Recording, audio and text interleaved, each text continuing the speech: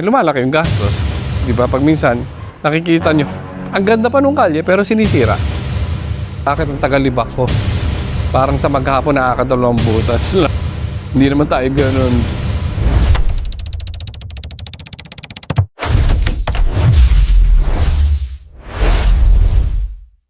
Magandang araw Pilipinas. Kamusta kayo dyan guys? After the bagyo kahapon, silipin natin itong project site kasi gusto ko makita kung ano nga bang sitwasyon.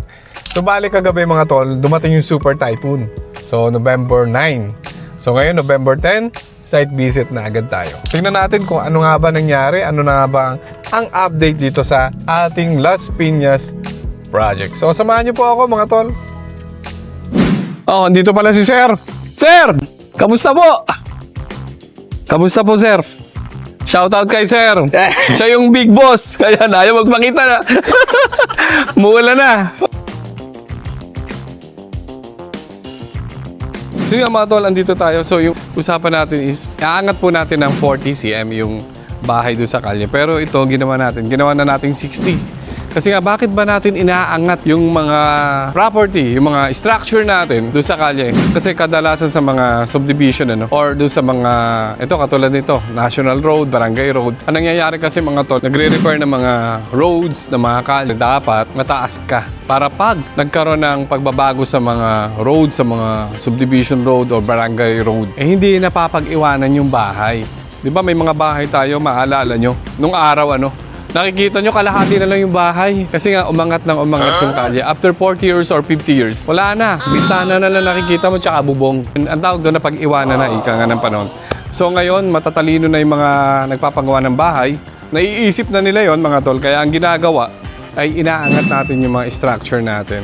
Inaangat natin yung ating bahay. The moment na pantay ka lang, kalye, so medyo matipid lang yun. Pero the moment na inaangat naman natin yung structure o mahaba yung mga poste natin, tumataas yung elevation ng ating structure, yung ating bahay. The moment na tumataas yun, syempre, lumalaki yung gastos. Ganun lang naman yun. Ngayon, mas matatalino na yung mga nagpapagawa ng bahay at naiisip na natin yung mga ganung problema na hindi agad-agad maiwan ng panahon. At ito pa mga tol, lalo na yung subdivision nyo turn over sa government. Ang mangyayari dyan, every 8 years or 10 years, patataasin yung kalye.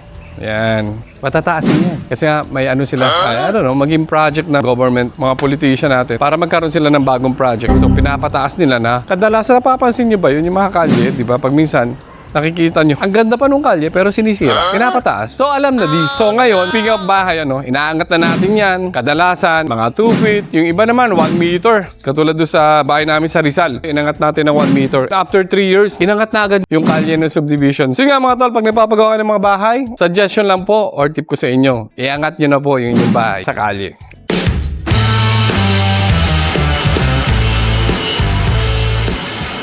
So yun nga mga tol, gumamit tayo dito ng mga PP plastic board. So 2 layer lang yung ginamit natin na tubular. So dito nakatibid tayo ng pamorma.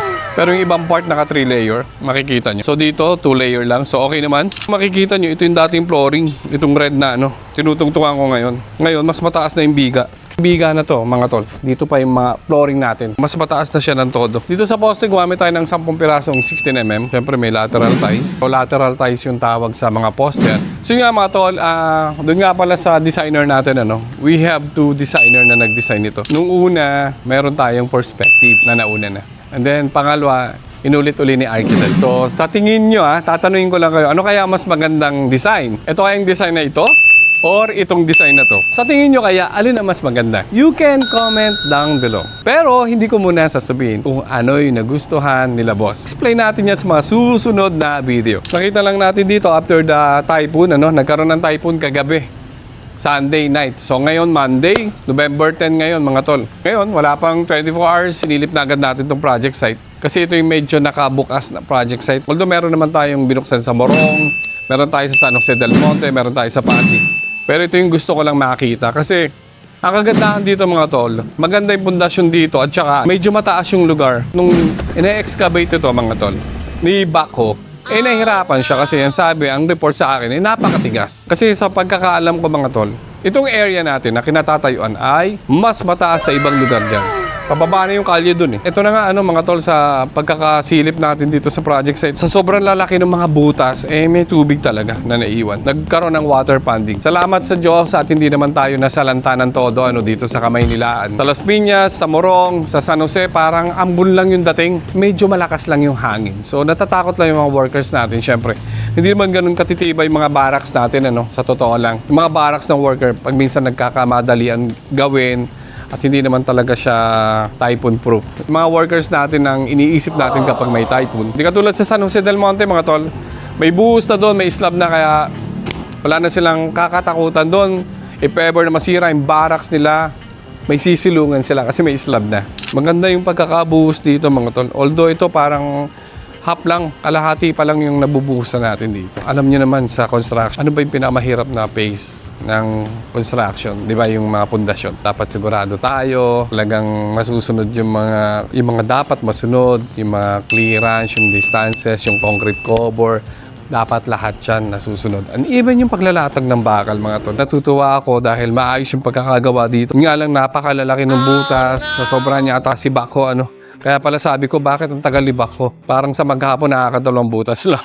Hindi naman tayo ganun. Pag nagpapahukay tayo ng mga around 2.2 meters by 2.2 by 2.2 by 2.2, dapat mga 3 or 4 sa maghapon. Pero dito, ba't parang isa't kalahati lamang? Medyo nagtaka ako, sa totoo lang. Kasi hindi naman ganun yung galawan ng Bako kung tutuusin. Kasi meron akong project. I don't know kung natatandaan niyo pa yung project natin doon sa Red Apartment, mga tol. Nagpabutas ako doon ng mga siyam na poste. Pero guys, hindi kami maniniwala. At kahit ako, hindi ako makapaniwala. 9 o'clock lang nagsimula. Mga 9, dumating siya sa site. Around 3 o'clock, nagsisigarilyo na yung mama. Yung operator ng Bako. Bakit ganun? Tapos niya na yung siyam. Wait, what? Tapos niya na yung siyam, mga tol. Tapos na yung siyam, oo. 3 o'clock, nagsisigarilyo ng Bako operator. Ganun kalupit yun. At nakagawa siya ng parang malaking second floor na puro panambak. Dito, siguro talagang natigasan siya. Nakakatuwa, may mga operator tayo ng Bako na super gagaling talaga. So, shoutout sa kanya kasi pinamahusay natin yung operator yun.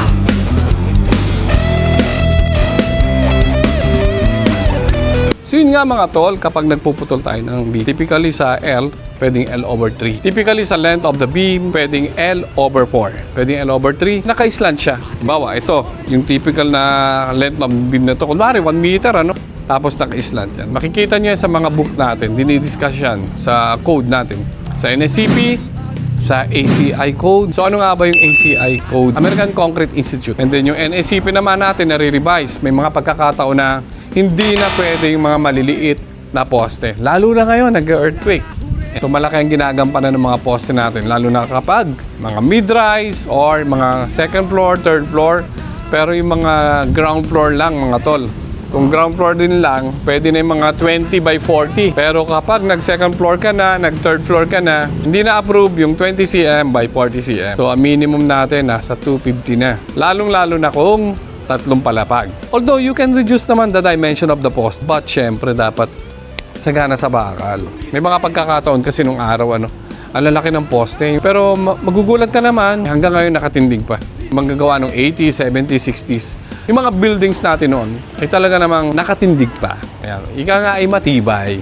So yun lang mga tol, may bagong code. Hindi ka na pwedeng gumamit ng 20 by 40 sa mga 2-story. Bakit nga ba hindi na pwedeng gumamit? Pwedeng pag nagkaroon ng earthquake, may mapunit yun. Although kahit increase pa natin, gawin natin 20 mm. A moment na magkaroon ng disaster, katulad ng earthquake, mga tol, mapupunit yung mga 20 by 40 nyo na poste.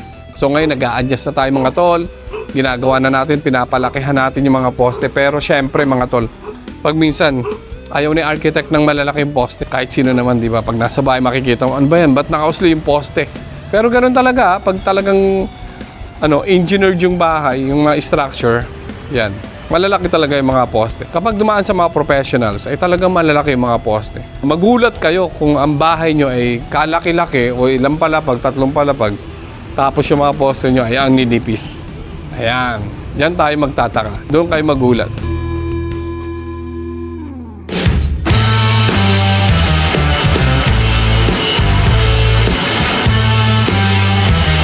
ang ginawa natin nga pala dito sa mga nagtatanong, inalis muna natin yung mga lupa. So anong ginawa sa lupa? Pinalis muna natin, hinakot natin ito ng mga L para hindi tayo maistorbo sa mga lupa na nakaharang kasi maliit lang yung lugar. Itong area na to is nasa 100 square meter mga to. Pero syempre para makamobilize yung mga tao, inalis muna natin yung mga lupa. Pagkatapos nito, matapos natin yung lahat ng tie beam, ng mga poste sa ilalim, ng mga parilya, mga puting, saka naman tayo maglalagay uli ng mga lupa.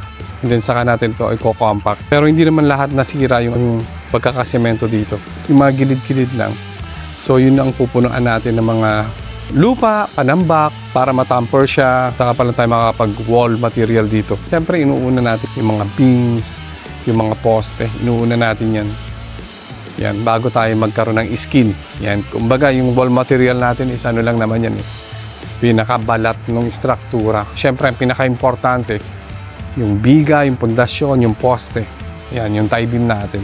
Hindi makakaporma yung mga tao. Hindi makakakilos ng maayos. Ginawa namin, inalis muna natin yung mga lupa. Then saka na lang natin uli isosole.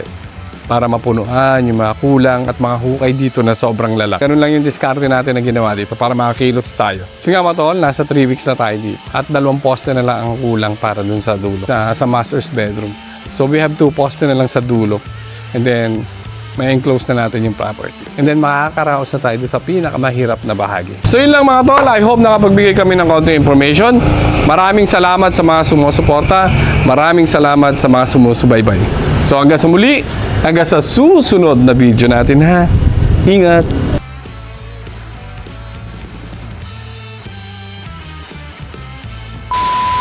Nasa 2 weeks pa lang tayo dito.